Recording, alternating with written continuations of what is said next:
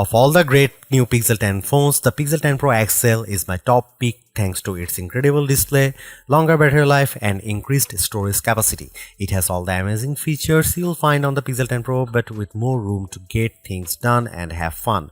I see room for improvements, but the Pixel 10 Pro XL is the most satisfying, refined Android phone you can buy today. The Google Pixel 10 Pro XL is the Pixel phone to buy this year. The Pixel 10 Pro can match the Pro XL on the most important features, but the benefits of the larger display, along with a couple of features that are simply better on the XL device, make the Pixel 10 Pro XL my favorite of the new Pixel family, and the phone I would recommend first but not last.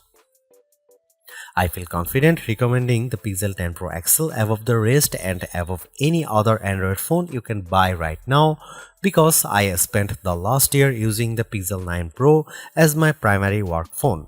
That means I know exactly why the Pixel is a great phone for being productive, but I also know that I wish I would had a bigger screen than the 9 Pros. The Pro XL will be my primary device this year for sure. If you haven't checked out a Pixel phone in a while, you really should head to a store and get your hands on one. The latest Pixel 10 Pro XL is polished and well built with a refined look and gorgeous materials and color combinations. It's a much nicer looking phone than the latest iPhone 16 Pro Max, and it delivers on a number of features Apple hasn't been able to match. Google's AI features are the most advanced on any smartphone and often most unobtrusive. The newest AI features like Magic Q and the live translation don't feel pushy or overblown, and they don't produce embarrassing or useless results. Google is pushing AI into the background as a silent helper where it should be. Of course, all of the new Pixel 10 series phones have Google's advanced new AI features like the live translator that not only converts your language into another tongue, it also speaks with a voice that sounds remarkably like yours. That may sound alarming from a privacy viewpoint, but Google says this processing happens on the Pixel 10 Pro XL and not on a distant cloud computer, so your conversations and your voice should be safe. So what makes the Pixel 10 Pro XL so special, the best of the Pixel 10 bunch? First of all, Google's Pixel displays, so-called Super Actua displays, are among the best you will see on any smartphone. These screens are bright and colorful and very sharp.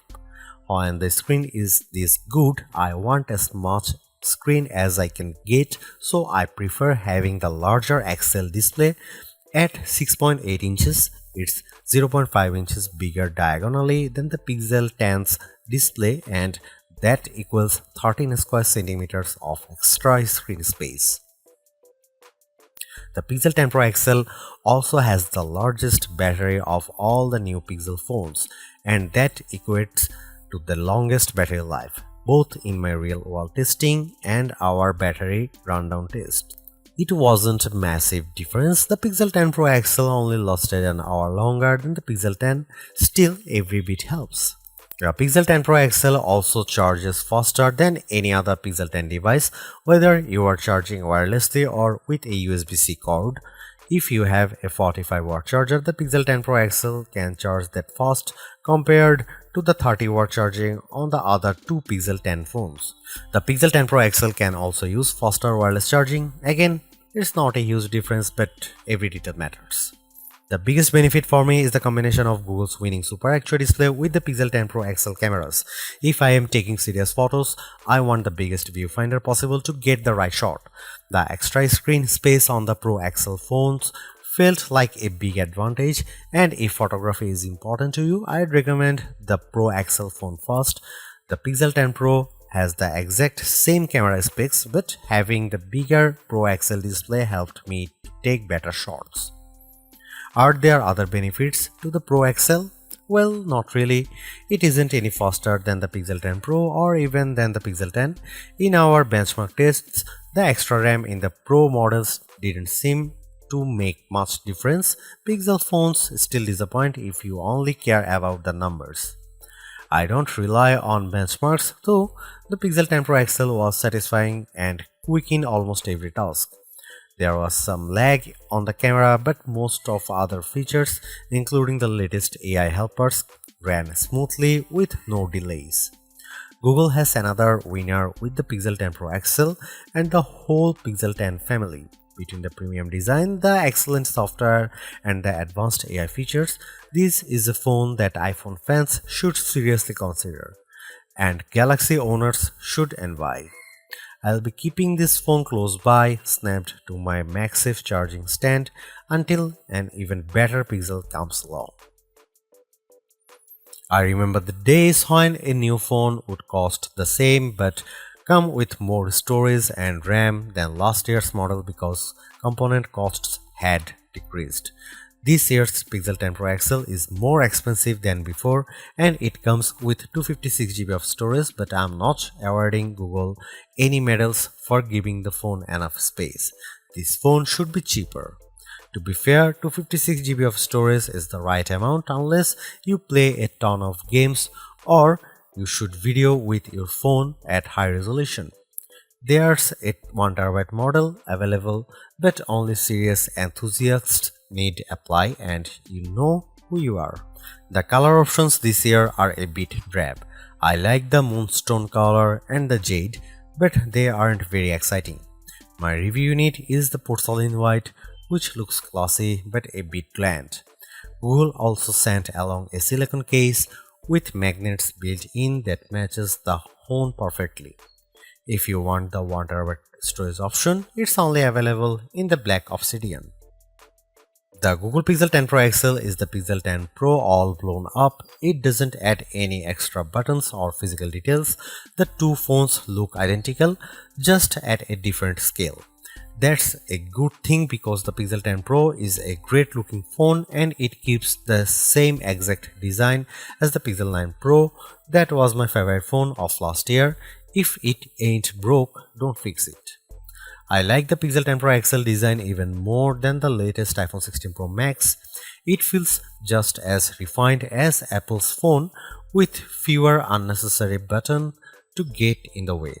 Does anyone actually use the camera control? I know I don't. To be fair, I don't use the temperature sensor on the back of the Pixel 10 Pro XL, but I can ignore that easier than a button. The color options are a bit professional and bland, but closer inspections shows more attention to detail than I would have expected from Google. The jade color of my Pro review sample, for instance, was matched with a light gold frame that looks barely glided. It's a gorgeous match. The speaker grills on the bottom of the phone are new and color matched to the frame you choose. It's a nice touch that most people won't ever notice. I have no complaints about the Pixel 10 Pro XL design except that I would like to see more interesting color options.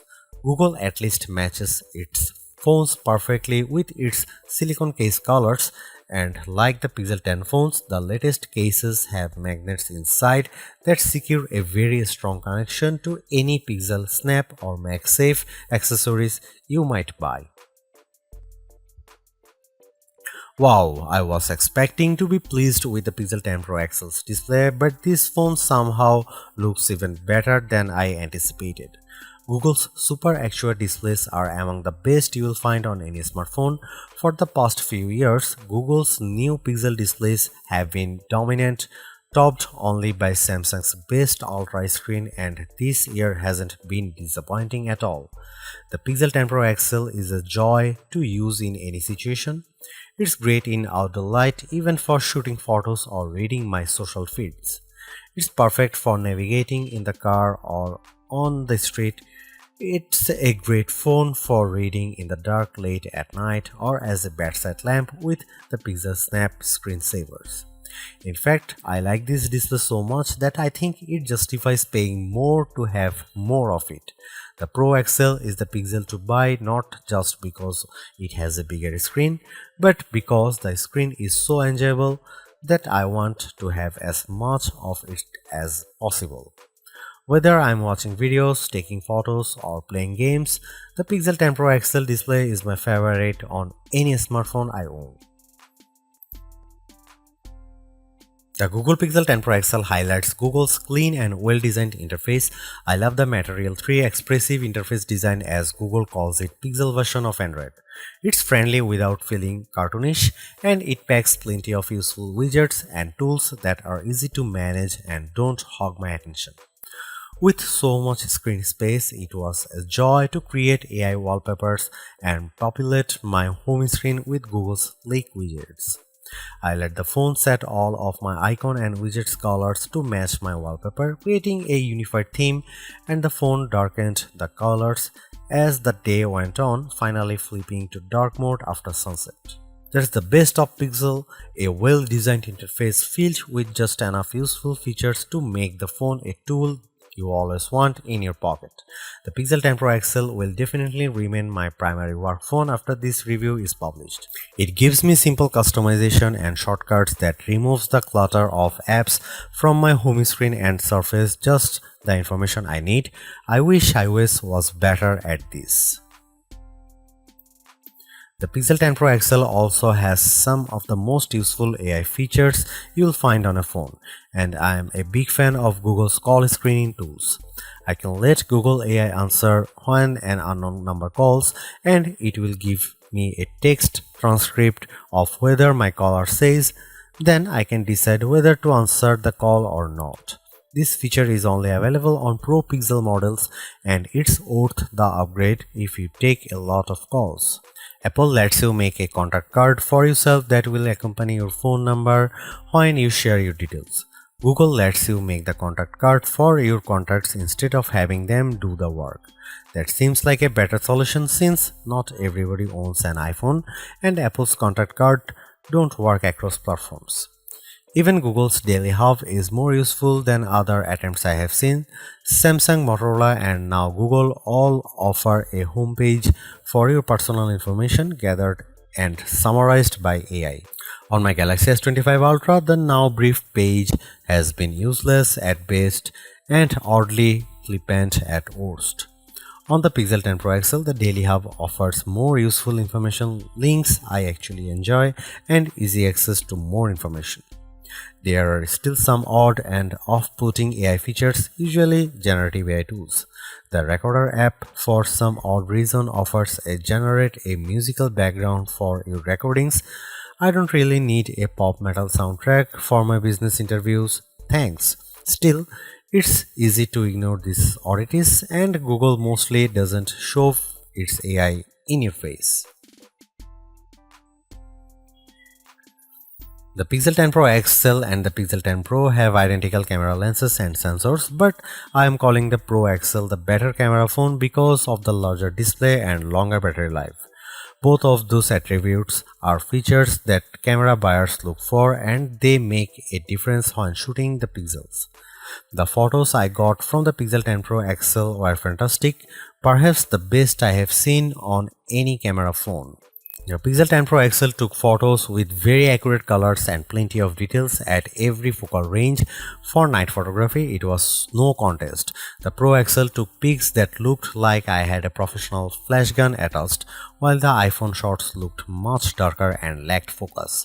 You can see plenty of AI help in the photos, but usually the results don't look fake or off-putting. The only downside to Pixel photography is Google's camera app. It's a nightmare.